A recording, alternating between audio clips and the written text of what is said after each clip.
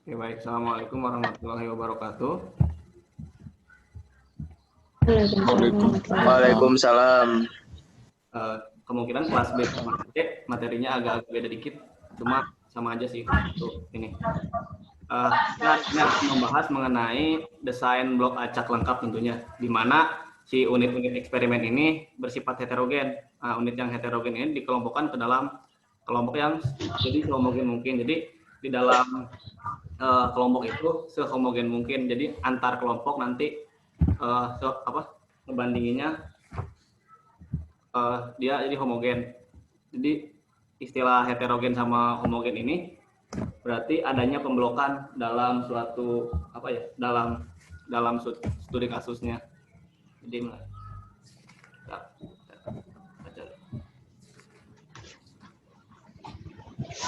Jadi di dalam blok sehomogen mungkin, antar kelompok itu seheterogen mungkin, pengacakannya masing-masing blok.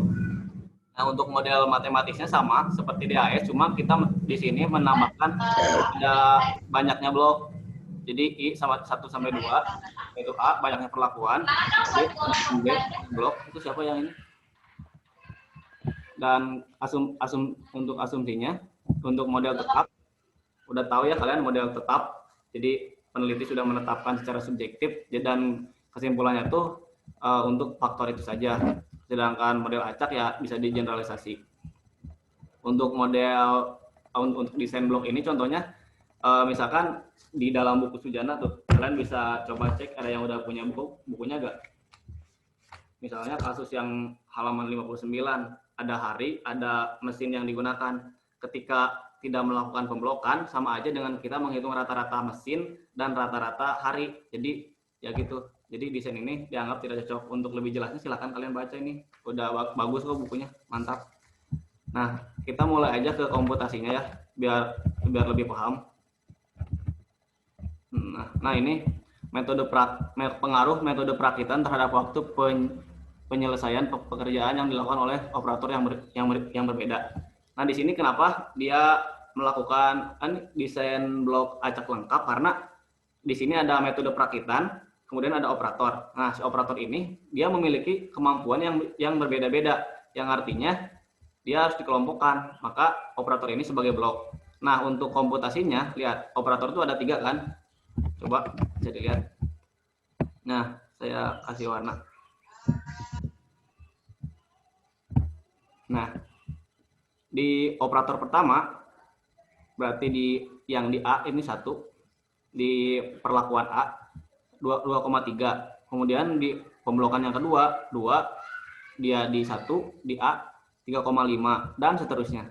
Jadi untuk ini operator berarti 1, 2, 3 disesuaikan dengan banyaknya blok, yaitu operator. Bisa kalian nulisnya blok atau operator atau apa, menyesuaikan dengan soal kalian. Kemudian metode perakitannya kenapa 1, 1, 1? Nah itu replikasinya ada 3 kali kan ke bawah. Nah kalau di Montgomery biasanya ke samping ambilnya yang perlakuannya, tapi dilihat dari mana perlakuan mana blok. Ya gampangnya kalau operator ya kemampuannya beda-beda, jadi ya udah dia disebutnya sebagai blok. Nah untuk uji lanjutnya sendiri, lihat operator kenapa gak diuji. Saya mau nanya nih, saya udah kirim filenya di drive kelas. Coba Aldi, kenapa yang blok gak diuji? Kenapa tadi? Kenapa blok gak diuji? Gak diuji lanjut. Oh, karena dari ANAFA-nya udah nggak signifikan. Kalau soal yang ini dia signifikan, kenapa gak diuji nantinya operatornya? Kenapa ya? Coba buka drive-nya. Jadi kita lihat bahwa perlakuan itu dipilih secara acak kan. Nah untuk digunakan terhadap unit eksperimen dalam tiap blok. Ini berarti variasi perlakuan antar blok telah dihilangkan. Nah selanjutnya pembentukan blok tidak dilakukan secara acak karena diperlukannya sifat homogen dalam tiap blok. Ini semua mengakibatkan tidak dapat dilakukannya pengujian secara statistik. Nah begitu, ada di halaman 66 buku Pasujana. Nah gitu ya untuk teorinya. Untuk lebih jelasnya bisa tanyakan ke dosennya masing-masing juga. karena kita ke komputasinya. Di sini kalian saya lihat tugasnya L Duncan sama Sepi ya. Nah ini sama, berarti dia ngelihat metode perakitan. Kita lihat yang ini aja, yang metode perakitannya aja. Yang bawahnya apa? Yang operator nggak dilihat, nggak apa-apa. Jadi untuk menginterpretasikannya, jika dia signifikan, maka berarti A, B, BC, dan C. Untuk yang B, BC ini, dia ada yang, jadi dia ada pengaruh, tapi pengaruhnya kecil. Nah, si pengaruh kecil ini kadang jadi tidak bisa di, apa ya, ya udah dianggapnya dia tidak ada pengaruh gitu. Nanti contoh untuk interpretasinya, kemarin saya koreksi yang kelas C, itu masih belum lengkap untuk interpretasinya. Terus untuk penulisan apa ya, penyusunannya, kalian yang pertama tentukan modelnya yang lengkap, kemudian asumsi, kemudian baru perhitungannya, kriteria alfa, taraf signifikansinya berapa persen, kemudian statistik ujinya apa, kemudian kriteria uji, terus kesimpulan. Jadi yang sistematis gitu. Jadi biar enak dilihatnya. Kemarin masih ada beberapa yang kurang gitu ya. Tolong diperbaiki nanti. Nah, itu sama. Untuk yang ingin melakukan uji CP ini sendiri, bisa nih. Dia pakai package. Nah, ini package-nya. Bisa kalian apa? Coba nanti. Nah, seperti ini. Nah, kalau ini gimana hipotesisnya? Ini langkah-langkahnya gimana? Kemarin saya udah kasih tugas nih, kelas C. Saya mau nanya ke siapa ya? Random aja dah.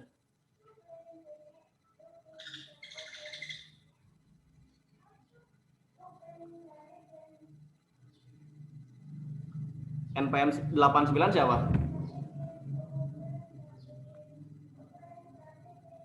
Kang. Yo, gimana? Ini hipotesisnya. Bloknya apa dulu? Apa tadi?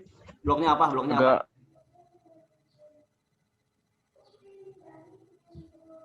Ini. Ya.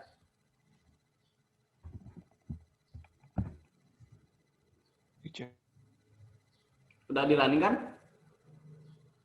Jadi kan ini seorang ahli kimia ingin menguji apa ini pengaruh 4 bahan kan?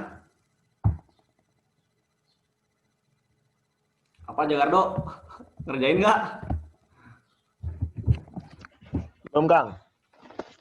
Yo, gimana? Ayo gimana? Yo, yang lain yang mau jawab gimana? Tentang apa ini? Kemarin saya udah ngasih tugas nih. Atau mau ini ngomong aja nggak apa-apa, santai.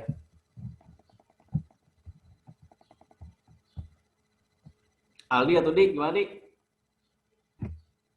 Bloknya mana Dik?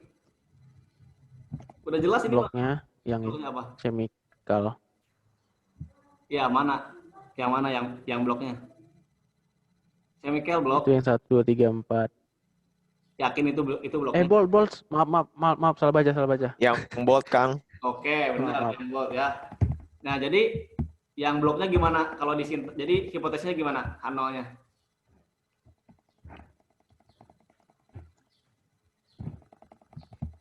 Ini aja.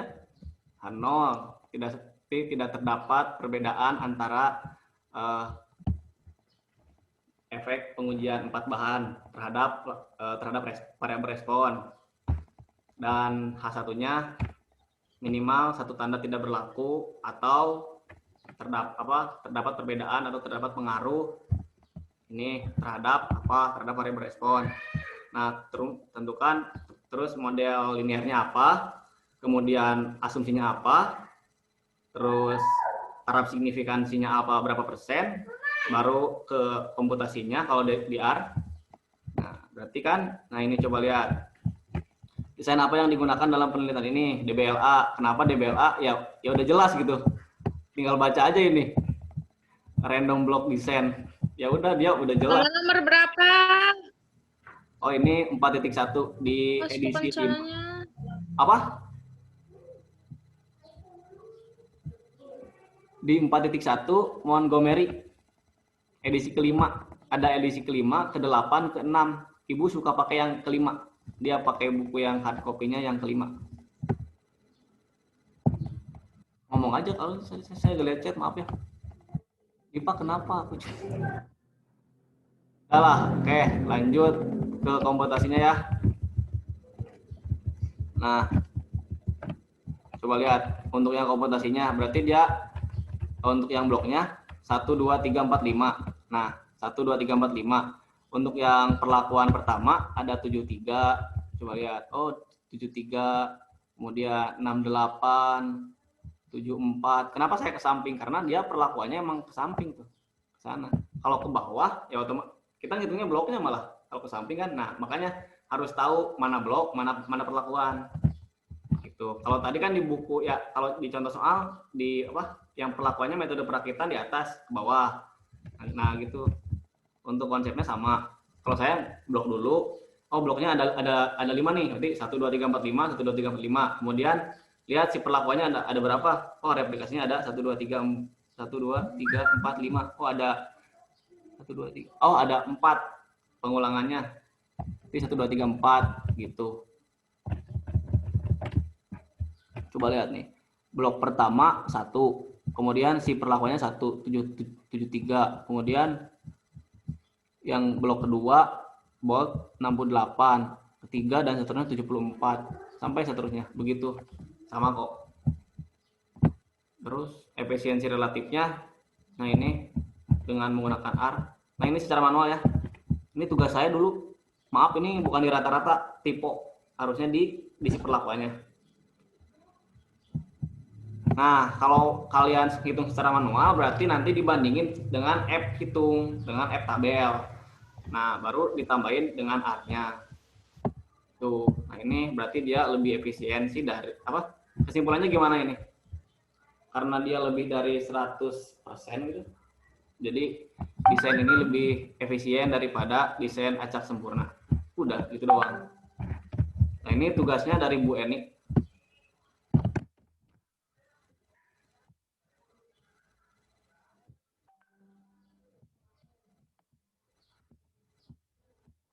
Ada yang ingin ditanyakan nggak? Udah sih kalau praktikum. Kalau karena kalian belum ke data hilang, ya udah. Ini nggak usah dibahas dah dulu. Tapi kelas B belum. Ya udah sama aslabnya dan nanti Kang Adi Atma. Nih bisa kalian bisa pakai Excel juga. Ya kalau pakai Excel saya dulu pakainya ketika UAS. Kalau UTS enggak karena datanya masih dikit. Jadi bisa pakai kalkulator yang itu. Itu juga ada Excelnya kok. Jadi saya buat running sendiri. Ini dikit datanya. Jadi masih santai. Kalau nanti UAS udah 3 faktorial, udah 2 faktorial, udah banyak datanya pokoknya. Jadi saya buat fungsi sendiri, nanti tinggal input data, udah keluar hasilnya, tulis. Tuh kalau Bu Eni dulu tulis tangan, kita di scan dikirim. Kalau kelas B gak tahu ya, kalau Bu Restu itu sih. Kalau Bu Eni Kang, itu ada yang nanya, Kang. Gimana?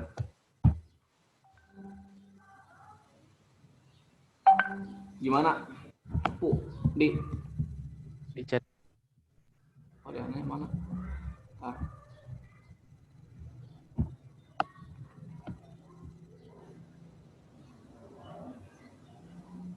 Oh, ya dikumpulnya bareng dengan teori ya. Teori kapan? Teori biasanya sebelum ini kan? Dikumpulinnya bareng. Ibu ngasih ini nggak informasi kapan dikumpulinnya? Maaf, ini absensi kelas C dulu, absen dulu. Kemarin nggak dikasih tahu sih, Kang. Oke, nanti saya kasih tahu, Kang. Coba absen dulu. Udah absen belum? Untuk yang kelas C absen dulu. Kang. Absen dulu di chat.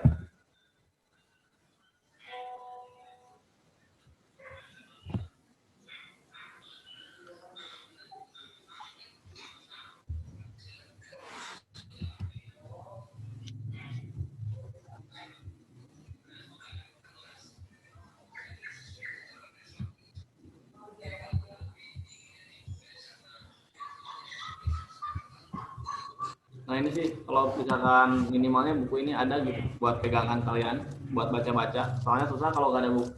Kalau nggak ada buku. Terus apa lagi ya? Buku Montgomery kan tebal tuh. Tebal itu sih. Kayak gini nih pasti tebalnya, begini. Jadi pakai aja jangan. Tapi PPT Ibu sama kayak tahun lalu dah. Jadi belajar aja sama kayak tahun lalu soal-soalnya. Dulu tuh soal UTS mirip tau. Ganti angka doang. Hasilnya tetap aja signifikan.